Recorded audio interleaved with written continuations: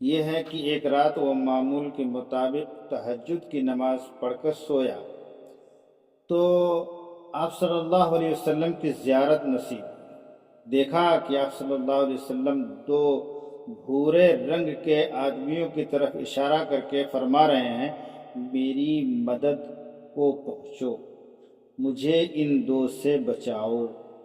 سلطان کی گھبرا کر آنکھ کھلی، وضو کیا اور نماز پڑھ کر دوبارہ سویا تو بعین ہی وہی خواب پھر دیکھا۔ سلطان پھر جاگ اٹھا، وضو کر کے نماز پڑھی اور پھر سویا تو تیسری بار بھی وہی خواب دیکھا۔ اب تو نیند غائب ہو چکی تھی۔ اسی وقت اپنے وزیر جمال الدین موصلی کو طلب کیا اور سارا واقعہ سنایا۔ یہ وزیر بڑا چالاک، دیندار، وفادار تھا۔ اس نے سنتے ہی کہا، اب بیٹھنا کیسا؟ آپ کو اسی لمحے مدینہ منورہ کے لیے روانہ ہونا چاہیے، مگر کسی پر یہ واقعہ ظاہر نہ فرمائے۔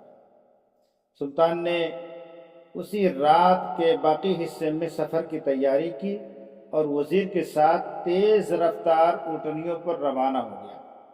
بہت سا مال اور بیس آدمی بھی ساتھ لے لیے۔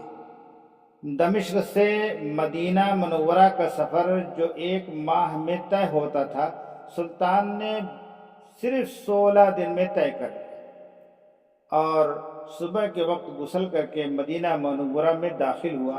سب سے پہلے ریاض الجنہ میں نماز ادا کی اور آپ صلی اللہ علیہ وسلم کی خدمت میں حاضر ہو کر سلام عرض کیا اور بیٹھ کر سوچنے لگا اب کیا کرنا چاہیے۔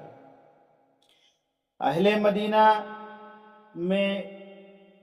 مدینہ مسجد نبوی میں جمع ہو گئے۔ وزیر نے ان کو بتایا کہ سلطان نبی کریم صلی اللہ علیہ وسلم کی زیارت کے لیے حاضر ہوئے ہیں اور تقسیم کرنے کے لیے بہت سا مال لائے ہیں۔ آپ یہاں کے سب لوگوں کے نام لکھ کر دے دیں۔ اہل مدینہ نے فہرست تیار کر کے پیش کر دی۔ سلطان نے سب کو ایک ایک کر کے بلانا شروع کیا۔ جو بھی آتا گیا بغور دیکھتے رہے اور مال دے دے کر واپس کرتے رہے۔ سب لوگ فارغ ہو گئے، مگر ان میں کوئی شخص بھی ان 2 میں سے نہ تھا جو خواب میں دکھائے گئے تھے۔ سلطان نے پوچھا، کیا کوئی آدمی اپنا حصہ لینے سے رہ گیا ہے؟ لوگوں نے انکار کیا۔ تو سلطان نے کہا، سوچو، غور کرو، شاید کوئی رہ گیا ہے۔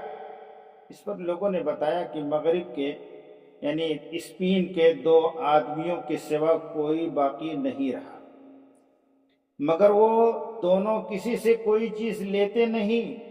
وہ نیک اور مالدار ہیں اور غریبوں کو وہ خود ہی بہت صدقات خیرات دیتے رہتے ہیں۔ سلطان نے یہ سن کر قدر اطمینان کی سانس لیا اور دونوں کو بلوایا۔ دیکھا تو یہ وہی 2 شخص تھے جن کی طرف رسول اللہ صلی اللہ علیہ وسلم نے خواب میں اشارہ کیا تھا۔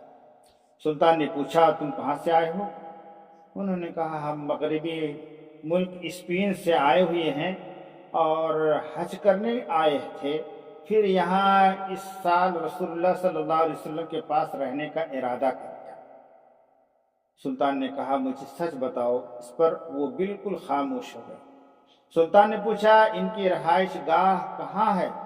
بتایا گیا کہ حجرہ شریف یعنی روضہ اقدس کے برابر ایک مکان میں رہتے ہیں۔ سلطان ان دونوں کو ساتھ لے کر ان کے گھر پہنچا تو وہاں بہت سا مال و دولت اور کچھ کتابیں وغیرہ کے سوا کچھ نظر نہ آیا۔ اہل مدینہ نے سلطان کے سامنے ان دونوں کی بہت تعریف کی کہ ہمیشہ روزہ رکھتے ہیں، نمازیں پابندی سے ریاض الجنہ میں ادا کرتے ہیں، نبی کریم صلی اللہ علیہ وسلم کی زیارت کے لیے پابندی سے حاضر ہوتے ہیں، روزانہ صبح کو جنت البقیع کے قبرستان کی زیارت کے لیے جاتے ہیں اور ہر سنیچر کو یعنی ہفتہ کے روز قباء کی زیارت کو جاتے ہیں۔ کسی مانگنے والے کو خالی ہاتھ واپس نہیں کرتے، حتیٰ کہ اس قحط سالی کے زمانہ میں تو انہوں نے اہل مدینہ کی بہت ضرورتیں پوری کی۔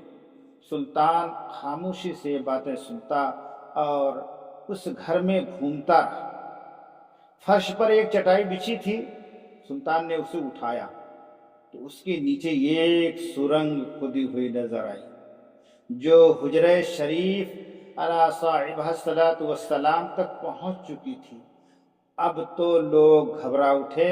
سلطان نے ان دونوں کی خوب پٹائی کی اور کہا ساری بات سچ سچ بتاؤ۔ اب انہوں نے اعتراف کیا کہ وہ در حقیقت عیسائی۔ ان کے ہم مذہب لوگوں نے انہیں اسپین سے حاجیوں کے بحیث میں یہاں بہت سارا مال دے کر بھیجا تاکہ آپ صلی اللہ علیہ وسلم تک نعوذ باللہ پہنچ کر آپ صلی اللہ علیہ وسلم کو خاکم بدہن یہاں سے نکال کر اپنے ناپاک دلوں کی بھڑاس نکالیں۔ انہوں نے بتایا کہ وہ رات کو سرنگ کی کھدائی کرتے تھے اور جمع شدہ مٹی کو چمڑے کے تھیلوں میں بھر کر جنت البقیع کی زیارت کے بہانے وہاں جا کر قبروں کے درمیان پھیلا دیتے تھے۔ یہ سلسلہ مدت تک جاری تھا کہ آج رات جیسے ہی ہم حجرہ شریف کے قریب پہنچے تو اچانک بادل گرجنے، بجلی کڑکنے لگی، سخت زلزلہ آیا اور یوں لگا جیسے پہاڑ اکھڑ جائیں گے، یہاں تک کہ صبح کو آپ پہنچے، یعنی صبح کو سلطان پہنچے۔ سلطان نے یہ سب سن کر اللہ تعالیٰ کے حضور بہت رویا۔ اس نے اس عظیم خدمت کے لیے اس کا انتخاب فرمایا۔ پھر ان دونوں بد نصیبوں کے سر قلم کر دیے گئے۔ ان کے حجرہ شریف کے قریب والے اس روشن دان کے نیچے قتل کیا گیا جو بقیع کی طرف کھلتا تھا، اور حجرہ شریف کی گرد گہری کھندک پانی کی سطح تک کھدا کر اس کو پگھلے ہوئے سیسے سے بھروا دیا۔ اس طرح حجرہ شریفہ کے گرد سیسے کی ایسی فصیل قائم کر دی جو پانی کی سطح تک پہنچتی ہے۔ یہ خدمت انجام دے کر سلطان دمشق واپس آ گیا اور یہیں جامع اموی کے برابر میں آرام کی نیند سو رہا ہے۔ ایسا بطل جلیل جو بیک وقت اعلیٰ درجے کا حکمران بھی تھا اور اللہ تعالیٰ کا قابل رشک ولی بھی، اور جس کی مثال مورخ علامہ ابن اثیر رحمۃ اللہ علیہ نے بقول خلافت راشدہ رضی اللہ تعالی عنہ اور حضرت عمر ابن العزیز رحمۃ اللہ علیہ کے بعد نہیں مل سکتی۔